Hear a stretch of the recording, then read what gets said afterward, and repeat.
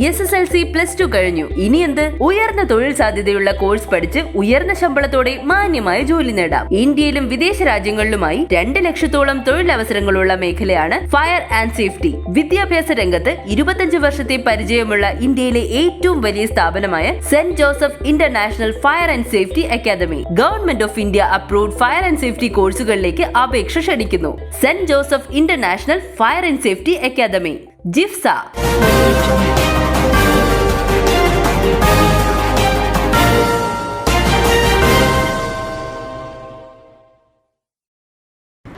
നമസ്കാരം, പ്രഹേളിക ന്യൂസിലേക്ക് സ്വാഗതം.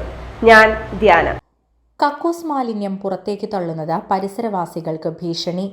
ഇരുട്ടിന്റെ മറവിൽ കക്കൂസ് മാലിന്യം പുറത്തേക്ക് തള്ളുന്നത് സമീപത്തെ കുടുംബങ്ങൾക്ക് ഭീഷണിയാകുന്നതായി പരിസരവാസികൾ വാർത്താ സമ്മേളനത്തിൽ പറഞ്ഞു.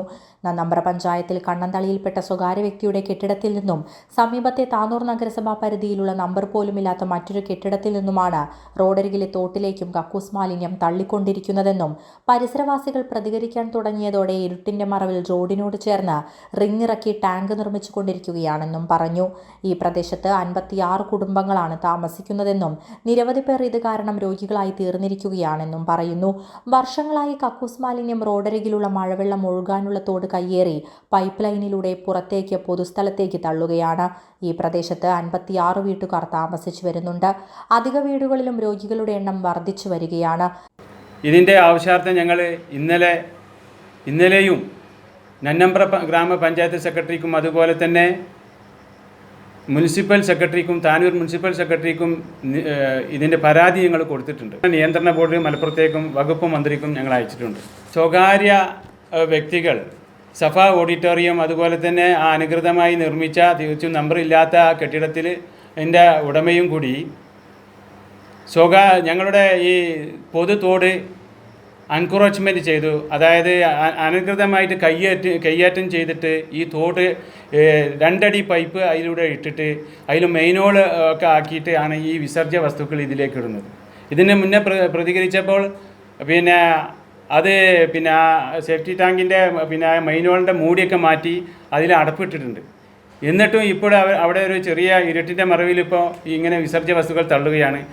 നവകേരള പരിപാടിയിൽ ബഹുമാന്യനായിട്ടുള്ള മുഖ്യമന്ത്രി പറഞ്ഞിട്ടുണ്ട്, എന്താ വെച്ചാൽ ഇങ്ങനെയുള്ള നിവേദനങ്ങളും പരാതികളും എത്രയും പെട്ടെന്ന് തീർപ്പ് കൽപ്പിക്കണമെന്ന്. പക്ഷേ ആരും തന്നെ ഈ ത്രിതല പഞ്ചായത്തിൽ നിന്നോ മുനിസിപ്പാലിറ്റിയിൽ നിന്നോ ഇതുവരെ ആയിട്ട് യാതൊരുവിധ ഒരു നടപടി സഫ ഓഡിറ്റോറിയത്തിൻ്റെ നേരെ മൂക്കിൻ്റെ തുമ്പത്താണ്, നേരെ നിയറസ്റ്റിലാണ് താനൂർ KSEB ഈസ്റ്റ്, അത് കേരള ഇലക്ട്രിസിറ്റിയുടെ ഈസ്റ്റ് എന്ന് അവിടെ സ്ഥിതി ചെയ്യുന്നത്.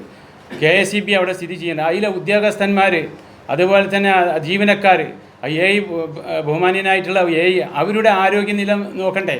ഈ പാടത്ത് ഈ വിസർജ്യ വസ്തുക്കൾ തള്ളിയിട്ട് ഈ പൊതുജനങ്ങളായ ഞങ്ങളെ പരാതി അവർ സ്വീകരിക്കണമെന്നില്ല. എന്നാലും ഒരു സർക്കാർ ഉദ്യോഗസ്ഥന്മാർ അവിടെ ജോലി ചെയ്യുകയും അവിടെ തന്നെ ഫ്ലാറ്റിൽ തൊട്ടടുത്ത് ഈ അടുത്ത് തന്നെ താമസിക്കുകയും ചെയ്യുന്നുണ്ട്. അതാണ് ഞങ്ങൾക്ക് സഹിക്കാൻ പറ്റുന്നില്ല ദുർഗന്ധം കൊണ്ട്. ഞങ്ങളെ ആവശ്യമെന്ന് വെച്ച് കഴിഞ്ഞാൽ തോട് പൊതുവായിട്ട് തന്നെ അവിടെ നിലനിർത്തണം. ആ പൈപ്പ് ലൈനായി നിന്ന് ഒഴിവാക്കിയിട്ട് അതിൻ്റെ പരിസരമൊക്കെ നല്ല വൃത്തിയായി കെട്ടി മുനിസിപ്പാലിറ്റിൻ്റെ ഭാഗത്തു നിന്നും പഞ്ചായത്തിൻ്റെ ഭാഗത്തു നിന്നും അത് നന്നായി കെട്ടിയിട്ട് നല്ല ഭിത്തിയായി കെട്ടിയിട്ട് അതിൻ്റെ മേലെ നല്ല വണ്ടികളൊന്നും അങ്ങോട്ട് പോകാതിരിക്കാനുള്ള സംവിധാനങ്ങളൊക്കെ ഉണ്ടാക്കണം. ഇതിനെതിരെ കണ്ണന്തളി കളത്തിൽ അഷ്റഫ്, ജില്ലാ കളക്ടർ, മലപ്പുറം മലിനീകരണ നിയന്ത്രണ ബോർഡ്, വകുപ്പ് മന്ത്രി, താനൂർ നഗരസഭാ secretary, Nannambra panchayat secretary, Tanur police station എന്നീ ഓഫീസുകളിലേക്ക് പരാതി അയച്ചിട്ടുണ്ടെന്നും പറഞ്ഞു. വാർത്താ സമ്മേളനത്തിൽ കളത്തിൽ അഷ്റഫ്, പനയത്തിൽ അബ്ദുൾ ജലീൽ, ആലിങ്ങൽ ഷംസുദ്ദീൻ, KK പുരുഷോത്തമൻ എന്നിവർ പങ്കെടുത്തു. News desk, Prahelika news. ശാസ്ത്രീയ രീതിയിലുള്ള ശൈശവകാല വിദ്യാഭ്യാസവും പരിരക്ഷയും നൽകാൻ nice public school BP Angadi, Tirur. Pre സ്കൂളിലേക്കും മോണ്ടിസോറി സ്കൂളിലേക്കുമുള്ള അഡ്മിഷൻ ആരംഭിച്ചിരിക്കുന്നു. മുസ്ലിം വിദ്യാർത്ഥികൾക്ക് പ്രത്യേക മതപഠന സൗകര്യം ഉണ്ടായിരിക്കുന്നതാണ്.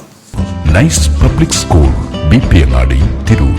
Run by nice charitable and educational society.